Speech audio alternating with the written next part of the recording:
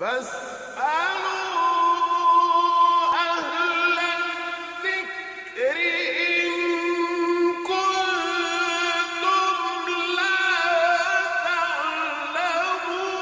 اللہ الرحمن الرحیم۔ آج کل خریداری کی ایک شکل بہت عام ہے کہ لوگ جو ہے کسی بھی چیز کو خریدنے کے بعد اس کی قیمت یکمشت ادا نہیں کرتے، بلکہ تھوڑی تھوڑی کر کے اس کی قیمت ادا کی جاتی ہے، جسے EMI کہا جاتا ہے، ایک ویٹڈ منتھلی انسٹالمنٹ۔ اس کی ایک شکل یہ بھی ہے کہ بہت سارے بینک ہیں اور بہت ساری کمپنیاں ہیں، ایسے بہت سارے شاپنگ پورٹل ہیں، آن لائن شاپنگ کے مراکز ہیں جو نو کوسٹ EMI کی فیسلٹی دیتے ہیں، نو کوسٹ EMI کی سہولت دیتے ہیں۔ بظاہر ایسا محسوس ہوتا ہے کہ وہ چیز جتنی کی ہے اتنے ہی پیسوں میں قسطوں پر ہونے کے باوجود، قسطوں پر خریدنے کے باوجود جو ہے اتنی ہی رقم ادا کرنی پڑ رہی جتنی کی وہ قیمت ہے، یعنی جتنی کی وہ چیز ہے اس سے زیادہ ایکسٹرا ایک روپیہ بھی دینا نہیں پڑ رہا۔ تو بظاہر یہ محسوس ہوتا ہے کہ اس میں کوئی قباحت نہ ہونی چاہیے، لیکن در حقیقت یہ بھی سود پر مشتمل ہی ایک شکل ہوتی ہے۔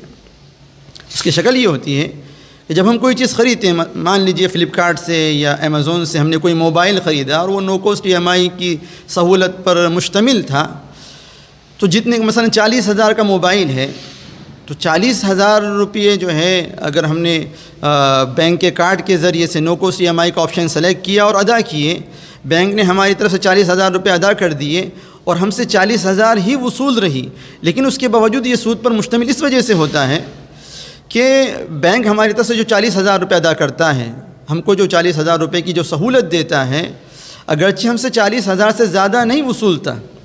لیکن ڈسکاؤنٹ کے نام پر وہ شاپنگ پورٹل سے یا آن لائن شاپنگ کے جو مرکز ہے اس کی طرف سے جو ڈسکاؤنٹ ہوتا ہے وہ اس سے باقی رقم، سود کی رقم جو ہے وہ شاپنگ پورٹل سے وصولی جاتی ہے، امیزون سے یا فلپکارٹ وغیرہ سے ان سے وصولی جاتی ہے۔ تو اگرچہ بظاہر ہم سود کی ادائیگی میں ملوث نہیں ہیں، لیکن ہمارے ذریعے سے سودی کام جو ہے، سودی فعل انجام پا رہا ہے کہ ہم نے فلپکارٹ سے موبائل خریدا، ہم کو تو جتنے کا موبائل تھا اتنے ہی میں پڑا، لیکن بینک نے جو پیسہ دیا اس پر وہ ایکسٹرا پیسہ وہ فلپکارٹ کے ذریعے سے یا آن لائن کوئی دوسرے مرکز کے ذریعے سے، آن لائن شاپ کے ذریعے سے وہ جو ہے باقی پیسہ جو ہے ایکسٹرا پیسہ وہ اس سے وصولتی ہے۔ تو یہ شکل بھی چونکہ سود پر مبنی ہے، اس لیے اس سے اجتناب کرنا چاہیے۔ اور چونکہ اس میں ایک اور قباحت یہ ہے کہ یہ شرط بھی ہوتی ہے کہ اگر کسی وجہ سے کوئی قسط ڈیو ہو جائے تو اس پر ایکسٹرا جرمانہ وصولا جاتا ہے، اور یہ شرط کا ہونا جو ہے اس پورے معاملے کو خراب کر دیتا ہے۔